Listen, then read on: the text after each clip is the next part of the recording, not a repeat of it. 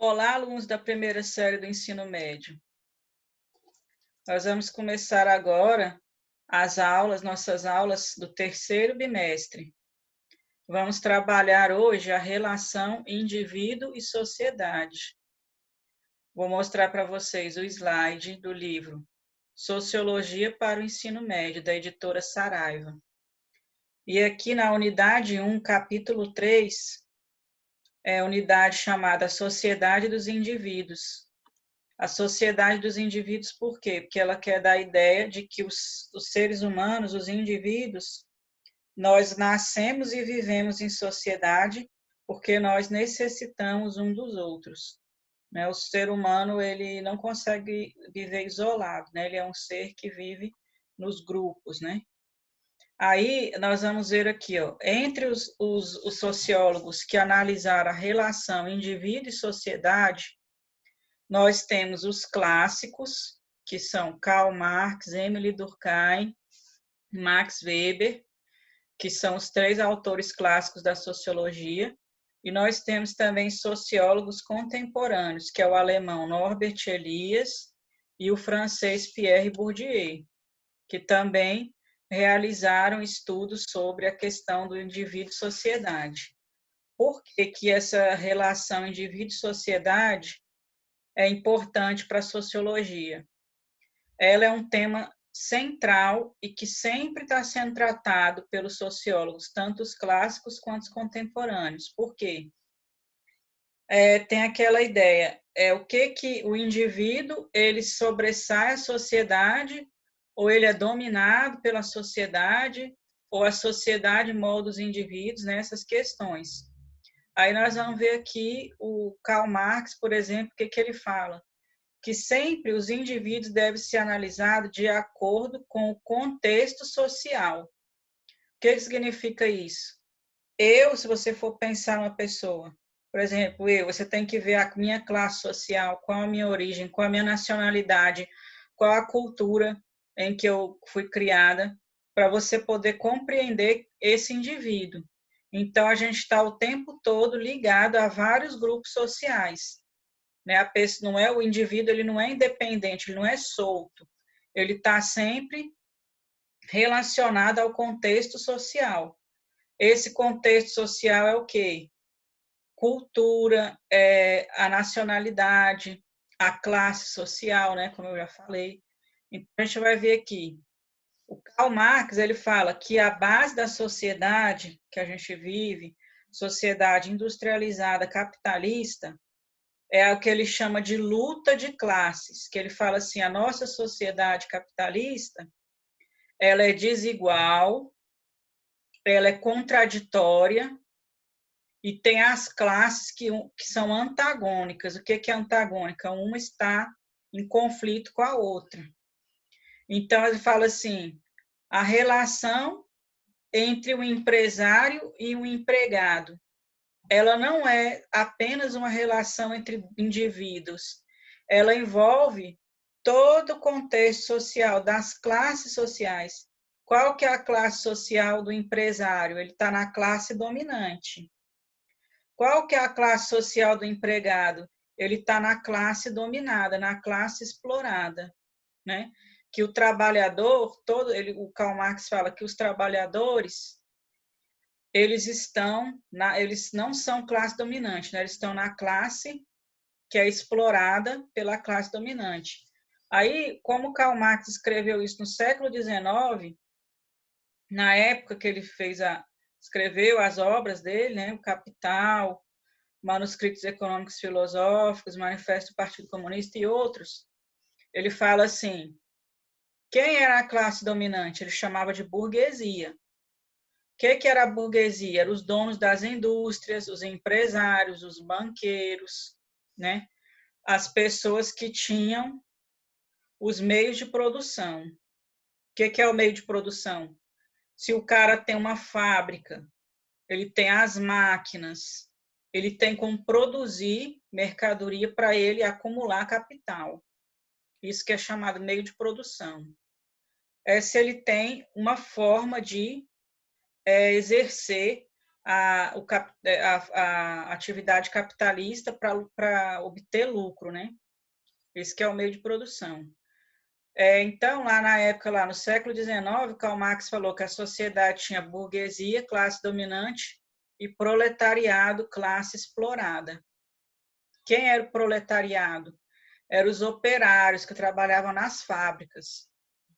Porque naquele período tinha acontecido o quê? Revolução Industrial, no século XVIII.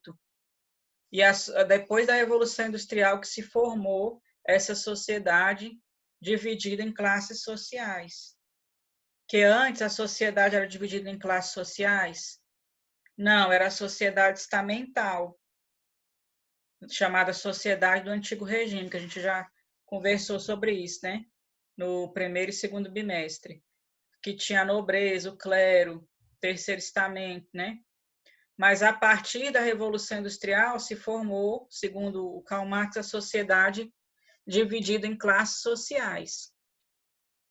E aí quais são as características? Desigualdade, competição, contradição, antagonismo. E a gente pode dizer que até hoje é assim? Né? O Karl Marx falou isso no século XIX, mas ele é um clássico. Por isso que até hoje, essa análise dele da sociedade é atual. Aí vamos aqui, ó. De acordo com Marx, as pessoas constroem sua história, mas não da maneira que querem, que ela não é independente. Por que não é da maneira que ela quer? Porque ela tem certos condicionamentos sociais, né? Se ela nasceu como filho do operário, ela vai ser um milionário? Ela vai ser o dono da fábrica? Não. Então, tinha condições que determinavam. Ela ia ter que ser um trabalhador, igual o pai, a família dela era, a mãe. Então, os fatos são condicionados por situações anteriores. Porque, segundo o Karl Marx, nós não somos totalmente livres, nós somos presos por esses condicionamentos do contexto social, né, que já determinam várias coisas na vida do indivíduo. Aí ele fala aqui, ó, para entender as relações sociais dos indivíduos, precisa ter como base o antagonismo. Antagonismo é dois opostos, um que é contra o outro. As contradições e a complementaridade entre as classes sociais. Por que é complementar? A classe dominante e a classe explorada se complementam, porque a classe dominante, ela enriquece a partir da exploração do trabalho da classe trabalhadora. Por isso que ela fica no topo e a outra fica sendo explorada, né? Então, é complementar. Se a classe dominante não tiver a classe trabalhadora para ela explorar e enriquecer, o processo não acontece. Então, de acordo com Marx, a chave para compreender a vida social está na luta de classes, que se desenvolve à medida que homens e mulheres procuram satisfazer suas necessidades oriundas do estômago ou da fantasia. O que significa isso aqui? Oriundas do estômago são as necessidades básicas, que ele quer dizer, tipo alimentação, moradia, vestuário, as atividades físicas, né, básicas. E oriundas da fantasia, por exemplo, as necessidades culturais, intelectuais, que todo ser humano tem também. Porque a gente não precisa só da alimentação ou da moradia, a gente precisa também de cultura, conhecimento, né, de vida intelectual, né?